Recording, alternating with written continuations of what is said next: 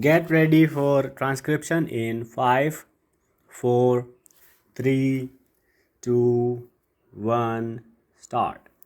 Sir, coming to technical education, I may point out there are many colleagues without infrastructure.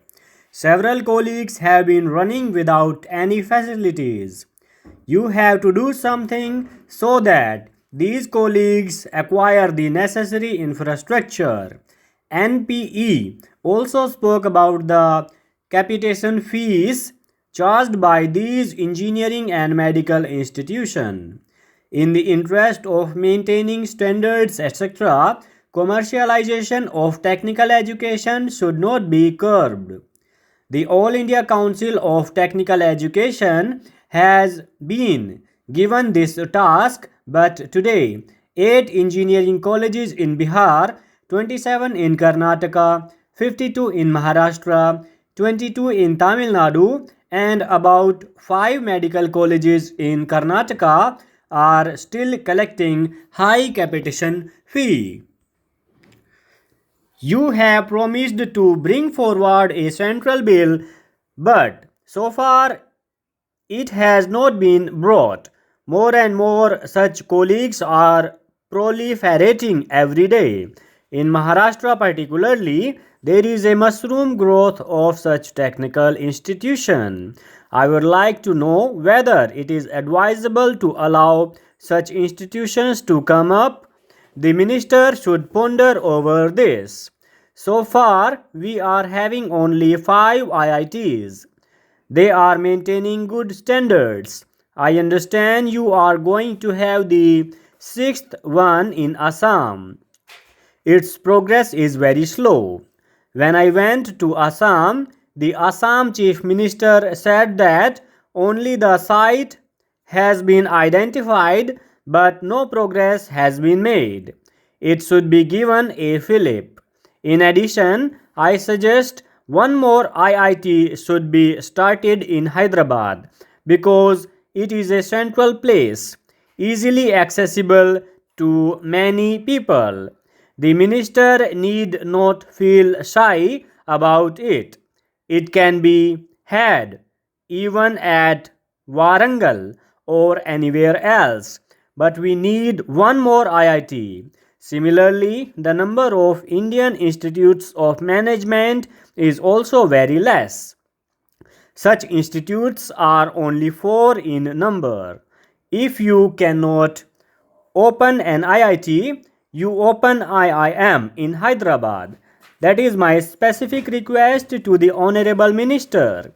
You are financing a number of other organizations, the Indian Council of Social Sciences Research, the Indian Council of Philosophical Research, the Indian Institute of Advanced Studies, Shimla, the Indian Council of Historical Research.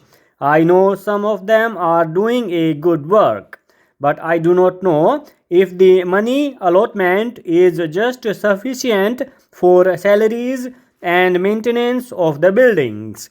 Therefore, a review of the allotment and a committee to review the functioning is needed.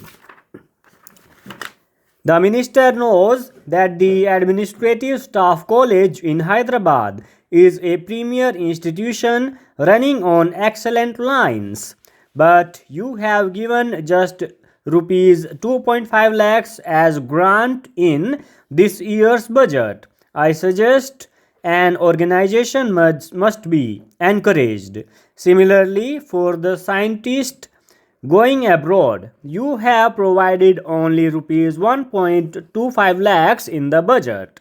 It is a very small amount. This should be increased. The Education Ministry should lay more stress on the extracurricular activities of the students. Study tours, excursions, the NCC and the NSS should be given encouragement. The earn as you learn has also to be encouraged. It has not picked up in our country, but we should give more encouragement to this scheme because in a poor country like ours, there are many students from the middle class families. If you can introduce a scheme like Earn as you learn, at least in some centers, on an experimental basis, that would be helpful. Regarding the role of student unions, also you must review, because in certain universities like Delhi University and some other universities, elections to these unions are comparable to the general election, and most of the time of the students is being lost in the direct elections. In earlier days, the student unions were formed by indirect elections. The class leaders used to be elected, and those leaders used to elect the executive of the union. Whether we should go back to that system should be examined because of the role of the students' union.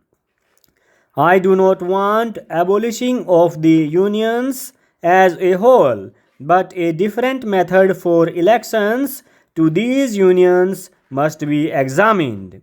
Then I strongly oppose any move of an all India service in education.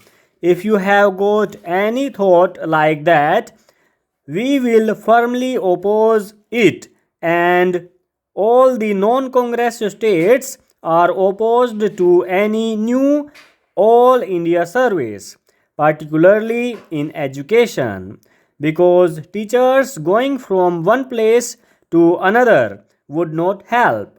It will not help at all. Regarding adult education, also, the literacy rate in 1951 was 16%, and it has just come to 36% in 1981 after 30 years. Just you have 20% increase. There are still 425 million illiterates in this country, and if you take the 15 to 35 years age group, they are now 210 million. It is a very explosive situation. You must do something to remove adult illiteracy. Voluntary organizations should be encouraged to take up this task. Sir, this is a very simple measure. On 23rd March 1950, as the House is aware, there was a proclamation by the President, and accordingly, the President took over the administration of that state. And as the House is also aware, the legislature was dissolved. According to the Constitution, the power of legislation naturally vests in Parliament, unless Parliament delegates that power to the President. Article 357 of the Constitution enables Parliament to confer the powers of legislation on the President, and therefore this bill has been brought forward for the purpose of giving to the President the power of making laws for that state. It has been found necessary that this power should be conferred on the President, because there has been considerable congestion of work before both the Houses of Parliament, while so far as the work of legislation before the Kerala legislature was concerned, there was very heavy work there. In fact, as many as 23 bills were pending before the Kerala legislature when it was dissolved. I may point out to the House that there were as many as 16 official bills and 7 non-official bills. Out of these 16 official bills, in respect of 5, the Select Committee has submitted its report in the legislature. In respect of 9 bills, the matter was pending with the Select Committee. Full stop.